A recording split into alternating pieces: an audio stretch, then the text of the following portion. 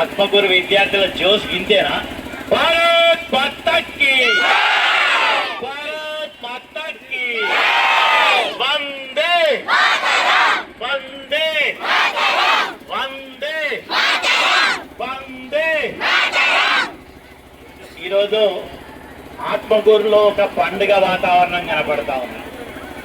నిజంగా దేశంలో దేశభక్తి ఎక్కడ ఉన్నదిరా అంటే ఆత్మకూరుకు వచ్చి చూడాలి ఇప్పుడు దేశభక్తి. ఇక్కడ ఆత్మకూరులో తిరంగా ర్యాలీ చూసిన ప్రతి ఒక్కరికి కూడా అందరికీ దేశభక్తి, దేశం మీద ప్రేమ ఉప్పొంగిపోయే విధంగా తన్ను మన్న ధన అదే విధంగా ప్రతి ఒక్కరు కూడా మనస్సు పెట్టి ఈరోజు మరి ఏదైతే ప్రధానమంత్రి నరేంద్ర మోడీ గారు ఒక స్లోగన్ ఇచ్చాడో, హర్ ఘర్ తిరంగా, ప్రతి ఇంటి మీద మన త్రివర్ణ పతాకం ఎగరారే.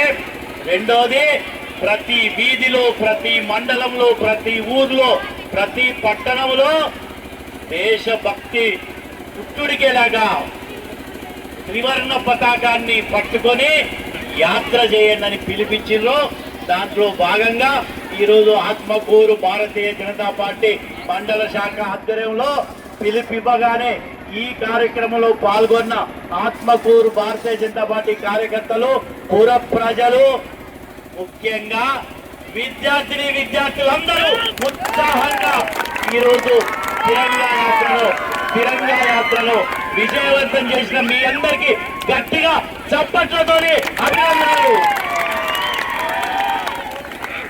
భారతదేశం స్వాతంత్రం 1947 15 ఆగస్టు మీ అందరికీ తెలుసు. 78 సంవత్సరాలు పూర్తి చేసుకున్నాం. అప్పటి నుంచి ఇప్పటి వరకు దేశం ముందుకెళ్తూనే ఉన్నది. ముఖ్యంగా ఎడ్యుకేషన్ పాలసీలో, విద్యారంగంలో పెను మార్పులు మరి సంభవిస్తున్నాయి. భారతదేశం ఎక్కడో ఉన్నటువంటి భారతదేశం పూర్వ వైభవాన్ని తీసుకొచ్చే విధంగా ఈరోజు ప్రధానమంత్రి నరేంద్ర మోడీ గారు వికసిత్ భారత్ అంటే అభివృద్ధి చెందిన భారతదేశం. ఇప్పటి వరకు ఎప్పుడైనా కూడా ఎక్కడన్నా ప్రపంచంలో పోతే భారతదేశం వెనకడ ఏమనేది, ఇది బీద దేశంరా, ఇది పేదరికం దేశంరా, ఇది వెనుకబడ్డ దేశం అనేది. ఇప్పుడు ఏమంటున్నారు, అభివృద్ధి చెందుతున్న దేశం.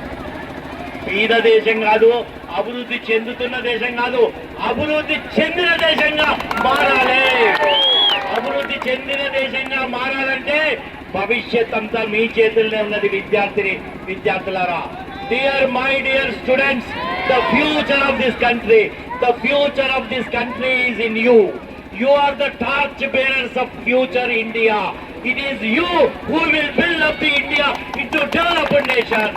Bharat Mata ki, Bharat Mata ki. ఈ దేశం స్వాతంత్రం వచ్చటానికి, పరాయి వాళ్ళ పాలన నుంచి విముక్తి పొందించడానికి దేశభక్తులు తమ ప్రాణాలను ఒడగొట్టారు. అప్పుడు వెనుకట నుంచి చూస్తే బాలగంగాధర్ తిలక్, సుభాష్ చంద్రబోస్, లాలా లజపత్ రాయ్, ఇంకెవరు ఎంతో మంది వీరులను, భగత్ సింగ్ సంతోషంగా ఉరికమ్మ వెక్కిడు నా దేశ స్వాతంత్రం కోసం. వాళ్ళందరూ తమ ప్రాణాలను, మహాత్మా గాంధీ గారు అందరూ ప్రాణాలు అర్పించి మన దేశానికి స్వాతంత్రం తీసుకొస్తే ఈ దేశాన్ని అభివృద్ధి చెందించుకోవాల్సిన బాధ్యత మన మీద ఉన్నది.